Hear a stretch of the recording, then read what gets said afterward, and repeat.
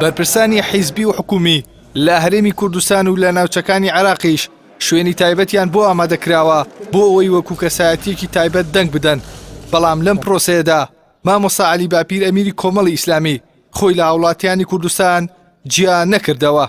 دوای ئەوەی مامۆستا عەلی باپیر لە بنکەیەکی دەنگدان لە شاری هەولێر وەک هەر هاوڵاتیەکی ئاسایی لەسەرەی خۆی داوەستا و پاشان دەنگیدا، یەکەم پرسیاری ڕۆژنامەنووسان لە ئەمیری کۆمەڵی ئیسلامی ئەوە بوو: چۆن وەک بەرپرسانی دیکە لە شوێنی تایبەتت بەشداری پرۆسەی دەنگدانت نەکردووە؟ ئەمیری کۆمەڵی ئیسلامی لە وەڵامی ڕۆژنامەنووساندا ڕایگەیاند هەمیشە وامان پێ باشە لەناو خەڵکی میلەتەکەی خۆماندا بین و هیچ کاتێک خۆمان لە هاوڵان و خەڵکی شار و نیشتیمانەکەم گیان نەکەمەوە.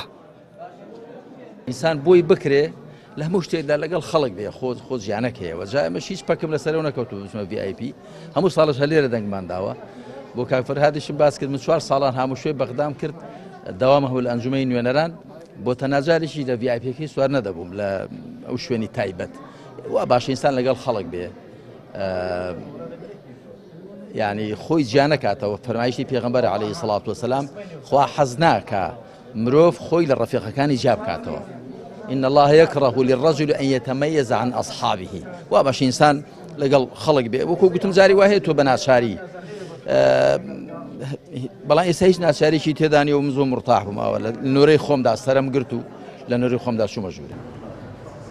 بەرپرسانی حیزبی و سیاسی و ئەندامانی مەکتەبی سیاسی و سەرکردایەتی حیزبەکان لە هەرێمی کوردستان لەم ڕۆژەدا ئامادە نەبوون وەک هاوڵاتی ئاسایی دەنگ بدەن و لەو مافەشدا خۆیان لە خەڵکی میلەتەکەیان جیا کردەوە.